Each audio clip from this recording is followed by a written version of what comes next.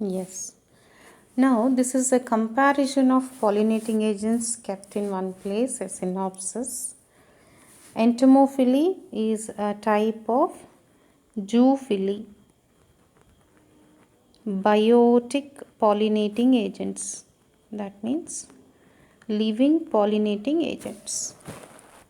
Whereas hydrophily and this one is anemophily, that is pollination by wind, are abiotic pollinating agents. Abiotic pollinating agents. If you see entomophily, the pollination is by insects. Entomology is study of insects. The insects can be moths, butterflies, wasps, bees, beetles, etc. Examples, you name it, you have it. This is because the most common zoophilic pollinating agent. Now we are going to see what is the characteristic of flower if it is being pollinated by insect. No insect knows it is pollinating. For that reason, no pollinating agent knows. The other two are lifeless, so I don't attribute this character. But insect also does not know it is being used for pollinating. It comes for something which the flower offers it. So the flower should speak to the insect, come to me. So they are showy, bright colored. Usually the color of the flower attracts the insect. Most of the insect pollinated flowers will have a landing platform. The insect can comfortably land on the flower. Pollen grains are spiny, heavy and surrounded by a yellow oil sticky substance called as pollen kit.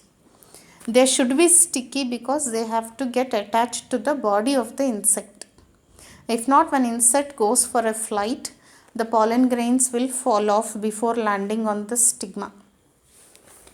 Then stigmas are often inserted and sticky. This is from the male flower side. This is from the female. So the stigma also has to be sticky because it has to be trapping the pollen grains coming through the insect landing. Safe place to insect. So apart from this, the flowers offer nectar. Why do you think honeybees visit flowers? Naturally for nectar.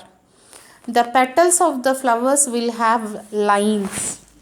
We call them as nectar guides, which would not be visible to us, but in the vision of the insect, these lines look contrast to the background. So they follow their lines and they end up at the place where the flower stores the nectar and collect it. It offers place for laying the eggs. It gives nursery to the larvae, and when insect comes and goes to nourish the larvae, the flower gets pollinated. So we see lot of rewards offered from the flower to get pollinated if the pollinating agent is insect. Then if you see hydrophily, we have two examples, Zostera and Vallisneria. We have less water angiosperms. So naturally the degree of water acting as pollinating agent in angiosperm pollination is less when compared to anemophily and zoophily. In case of the hydrophily, we see flowers are small and inconspicuous, Wolffia. When I learnt it as a flowering plant, I know Wolffia is the smallest angiosperm. So here the flowers are less conspicuous and small because they don't really need to attract the insect. They don't have rewards like nectar and fragrance, good or bad. Then pollen grains are light and unwettable. This is important. Light because they should float on the surface of the water. Unwettable because if they are not covered in a water resistant substance, they tend to rot in water. So they are covered by a mucilage coat. This is the story from male flower. Whereas the female part, stigma is long, sticky and unwettable. So even stigma should not rot, it is also coated with a lipid, and it is long because it should capture the floating pollen, and sticky. Once the pollen which comes in contact with the sticky stigma, because the water flows, there is no stability, the stigma holds it. And then we have anemophily. All of you know anemophily is pollination by wind. Here we have coconut, palm, date palm, maize, grasses, cannabis. 90% of the monocots are pollinated by wind.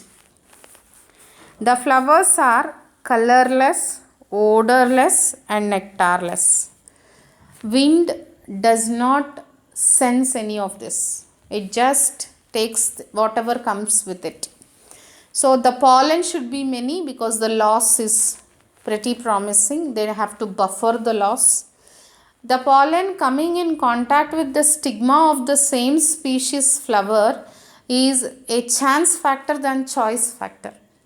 So they produce many pollen in wind pollination to buffer the loss. 1 point. The pollen grain are light because they have to be carried by wind. Small, again contribute to the weight, and winged because if they have wings they are better carried by the wind, and dusty, dry, smooth, non-sticky. They have to be non-sticky. If not, they would try to stick to everything which comes on the way before landing on the respective stigma. Then stigma is hairy, feathery or branched. So the stigma is like a net which captures the pollen in the air. So it should be feathery and it should be hairy. Pollen grains are produced in very large number. So this is a clear difference between what is the pollinating agent and how pollen are present and how stigma is present and what are the examples.